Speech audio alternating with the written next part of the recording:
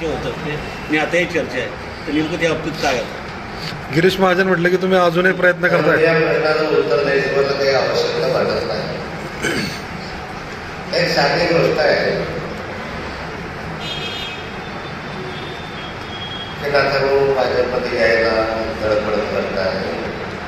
नाथाभाऊची इच्छा आहे. मला जर जायचं असेल तर यांच्या परवानगीची मला गरज नाही. पहिली गोष्ट. फार पूर्वीपासून भारतीय जनता पार्टीत काम करणारा कार्यकर्ता आहे होतो. 40-45 वर्षामध्ये यांच्यापेक्षा वरिष्ठांशी माझे संबंध चांगले आहेत. आजही पक्षाचे तत्वाशी मतभेद असू शकतात पण व्यक्ती म्हणून मी कधी एकमेकाशी मारामारी केलेली निवडत नाही. असं काही नाही. मोदीजी, नड्डाजी, अन्य विनोदजी, यांना मी कधी भेटलो नाही असंही नाही. लक्षात माझ्या घरात खासदार असल्यामुळे अनेक वेळा त्यांच्या माझ्या पिढीसाठी स्वाभाविकता होणं स्वाभाविक आहे. परंतु माझ्या पक्षाचे मी एकनिष्ठ राहिलं. आणि सर्वात महत्वाची गोष्ट आहे मी आता भाषणामध्ये सांगितलं की आमच्या अनिल पाटील असतील का आमच्या जयंत असतील आता 4 महिन्याचे आमदार आहे. मी 5 वर्षाचा आमदार आहे. पवार साहेबांचा प्रोग्राम आणि मजबूत आहे. 5 वर्षाच्या आमदारकी सोडून परत जावं असं काही मेजर कारण असतं तर आतापर्यंत कारण होते ते संपले बऱ्यापैकी तेव्हाच जायला पाहिजे होतं किंवा आधी जायला पाहिजे होतं. आधी तुम्ही पाहता की मला नोटीस आल्या माझ्या जमिनी जमा झाल्या वगैरे वगैरे. हा इतिहास की मी नव्याने सांगितले ते तुम्हाला माहिती आहे. म्हणजे मला किती छळगया लोकांनी किती पळगया तुम्हाला माहिती आहे. अशा कार्यकर्ते तर मी रवींद्र वायकरांसारखं जायला काही अडचण नव्हतं. मला कोणी म्हटलंही नव्हतं. यांनाही म्हटलं होतं तुम्ही काय करत मला जर एवढं घेरला येईल तुम्ही काय माझी मनापासून इच्छा नाही आहे. आणि जेव्हा माझी इच्छा आम्ही येतो ना पवार साहेबांना कळलं.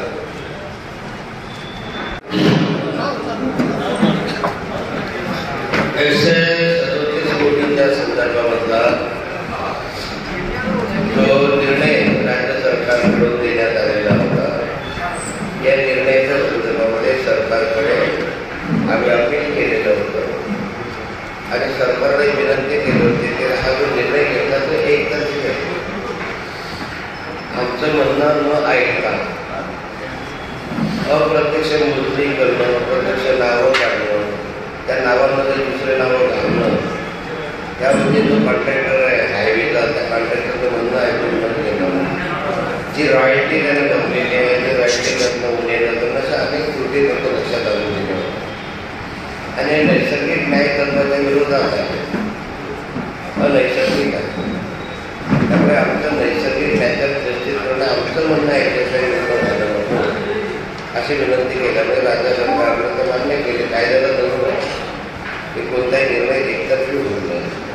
म्हणणं ऐकून त्या निर्णय द्यायचंच आहे. म्हणणं ऐकण्याचा निर्णय देताना चुकीचा होईल आणि त्यामुळे राज्य सरकारने विनंती मान्य करून यामधून त्यांनी मोठी कार्यपद्धती अवलंबण्यात आलेली आहे सदोष आहे.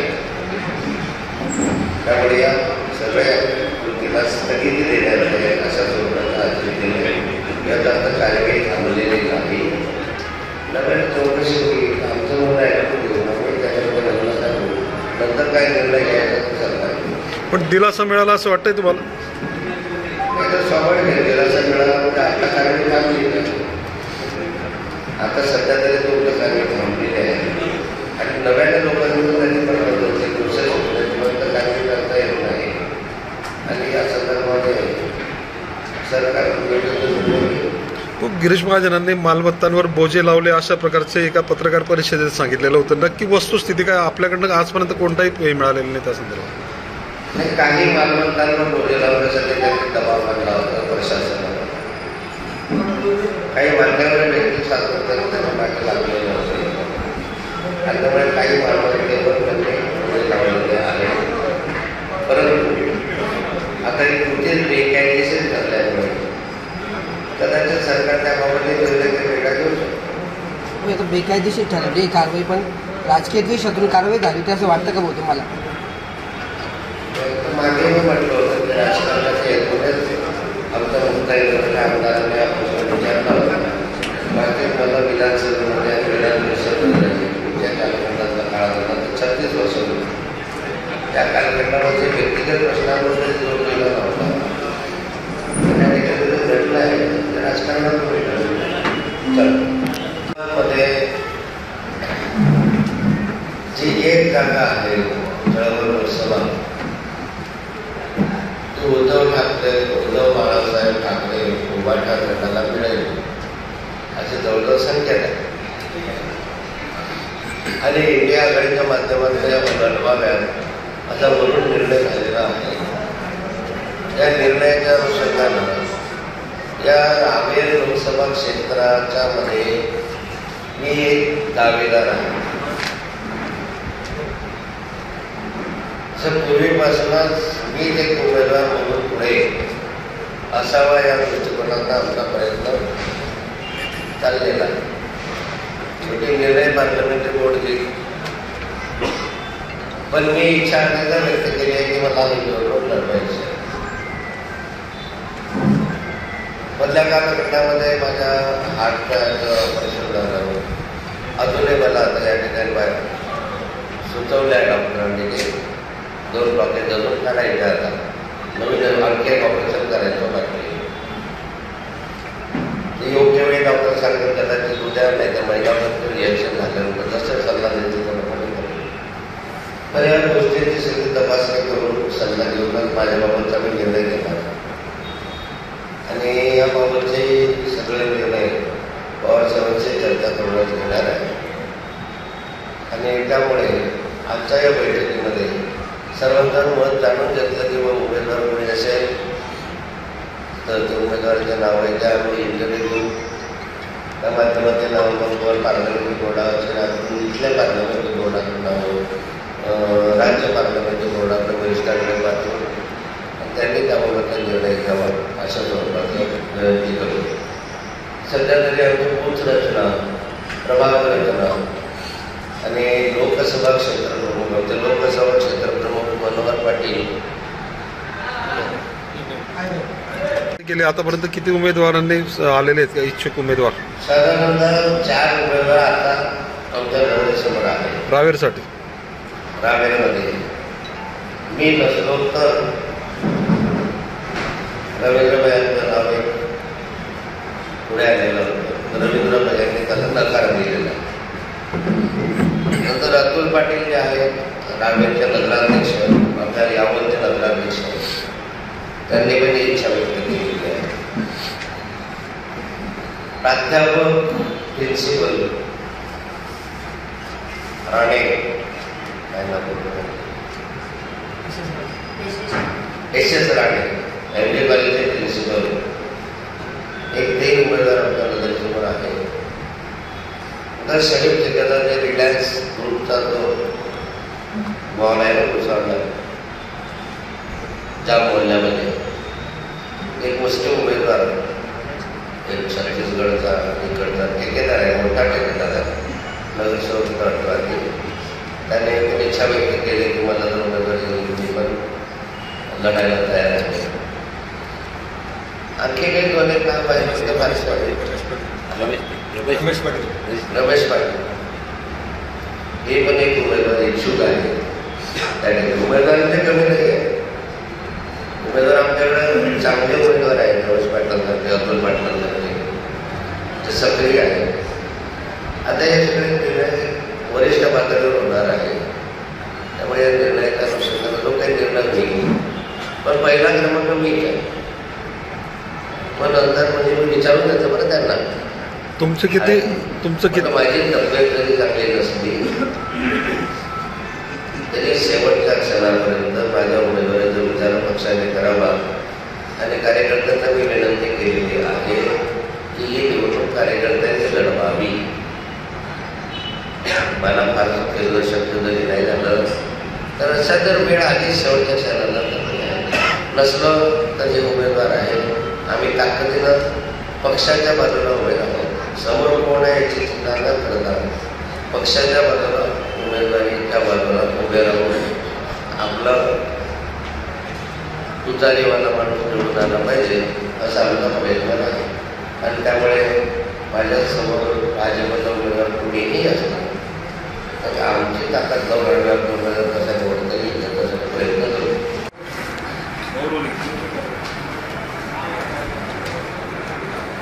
लोकसभेच्या निवडणुकांच्या पार्श्वभूमीवर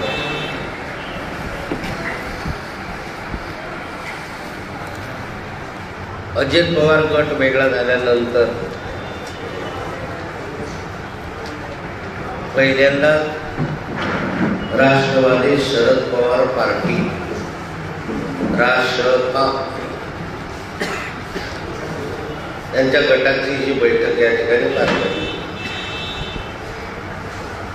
याआधी जिल्हा कार्यकारिणीतील काही प्रमुख सदस्य आणि भैयासाहेब वगैरे आमच्या बैठका तसं झालेल्या आहे.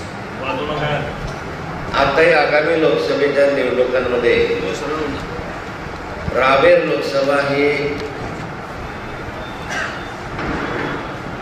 राष्ट्रवादी शरद पवार पार्टी गटाला मिळालेली ही जागा अजून पूर्णपणे जागा वाटप जरी झाल्या नाही तरी साधारणतः ही जागा अंतिमतः रावेर लोकसभा क्षेत्र आम्हाला मिळेल असं जवळपास आम्हाला सूचित करण्यात आलं.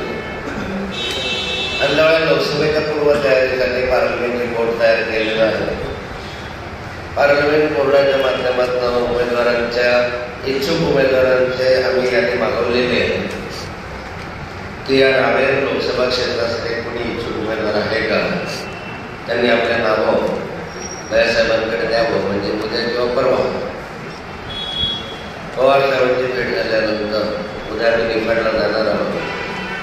निफाडला पवारसाहेबांची जाहीर सभा आहे. त्यांच्याशी चर्चा केल्यानंतर पार्लमेंटरी बोर्डाचे काही निर्णय जे आहेत ते त्यांच्या कानावर आम्ही घालणार आहे. काही विषय या बैठकीत झाले, काही विषय चर्चेत आले ते त्यांच्या कानावर घालून कोळी मार्ग कसं त्यांना मागणार आहोत. आणि त्या माध्यमातून ही निवडणूक आम्हाला जिंकायचीच आहे अशा दृष्टीनं आमचा सर्वांचा निर्धार झालेला आहे. दुसरे लोकसभा क्षेत्र प्रमुख अतुल पाटील मागे आहेत, एक अन्य लोकसभा क्षेत्र प्रमुख आहे. याच्याबरोबर त्यांच्या जोडीला मागासवर्गीय शहर किशोर गायकवाड म्हणून त्याची नियुक्ती केलेली आहे. प्रचार प्रमुख, लोकसभा प्रमुख, व्यवस्था प्रमुख या सगळ्या निवडणुका आम्ही आज बसून करणार आहोत. त्यामुळे रचनेला सुरुवात झालेली आहे. चिन्ह उशिरा मिळाल्यामुळे आमच्या छपाईच्या कामांना वगैरे उशीर होऊन राहिलेला आहे. नेमकं अजून तरी चिन्हाच्या बाबतचा संग्रह होता.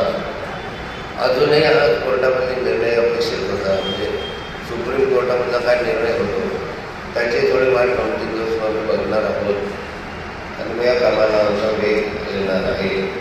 बाकी त्याचं काय मग अंतर्गत चर्चा वगैरे झाल्या, माहिती घेतली, तालुका माहिती, जिल्हावर माहिती, ठीक आहे. तुम्हाला काय प्रश्न विचारायचे असेल महाराष्ट्रातल्या उमेदवार भाजपाकडून अजून उमेदवारी जाहीर झालेली नाही. महाराष्ट्राची जी लिस्ट येणार होती, दुसरी लिस्ट, महाराष्ट्राची जी दुसरी लिस्ट येणार होती भाजपाची, ती अजून जाहीर झालेली नाही आहे. त्या पक्षाचा मी कसं सोडू, माझा अधिकार नाही. सक्षम उमेदवार मिळत नाही का भाऊ त्यांना? काय सक्षम उमेदवार मिळत नाही म्हणून उशीर होतोय का काय? आपण कसं नाही, इकडे जर सक्षम उमेदवार मिळू शकतात विरोधी पक्षामध्ये, त्यांच्याकडे नसतील असं तर काय म्हणते. जसं तुम्ही अजितदादा भाऊ, अजितदादा गटातले जे मंत्री आहेत ना ते सन्मानाने वागणूक शरद पवार साहेबांच्या जोडीला होती, तो सन्मान त्यांनी हरवला. आज अशी स्थिती आहे की माननीय अजितदादांकडे 50 आमदार, 50च्या वर आमदार सपोर्ट करतात आणि त्यांना 3 जागावर समाधान मानावं लागतं. 50 आमदार, उपमुख्यमंत्री राज्याचे आणि बायकोसही 3 तिकीट. मला वाटतं की काही बरोबर नाही. अर्थात हा त्यांचा विषय, त्यांच्या सन्मानाचा विषय, त्यामुळे तसं म्हटलं त्यांच्या गटात जोडून आहे. त्यांच्या गटातले जे मंत्री आहेत, राष्ट्रवादीचे मंत्रीने मोठे नेते, हे भाजपमध्ये जाणार असल्याचं विधान लोंढेंनी केलं आहे. विजय लोंढेंनी केलं आहे. अतुल लोंढेंनी म्हटलं आहे की राष्ट्रवादीचे जे मंत्री आहेत आणि नेते आहेत हे भाजपमध्ये जाणार आहेत, प्रवेश करणार आहेत. तसं मी अतुल लोंढेंची चर्चा करून सांगायचं